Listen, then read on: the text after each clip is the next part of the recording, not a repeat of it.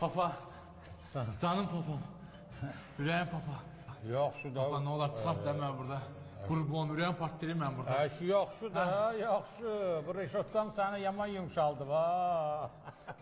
Deyirəm bunda nə hikmət varsa, şiri də burası alanda quzuya dönür. Əvvəldən bilsəydin, evin padvalında sənin üçün bundan bir dənəsini düzəltdirər. Papa. Ged o şabaldıların yanına. Gör nə deyirlər, razılaş məni buradan çıxart. Mən burada qala bilməm ay papa. Bax, söz verirəm buradan çıxandan sonra bir də sizin yanınıza yatmayacağım. Öz yerimdə yatacağım. Aya bura nə gözəl yeriymiş hə, qadan alın sənin.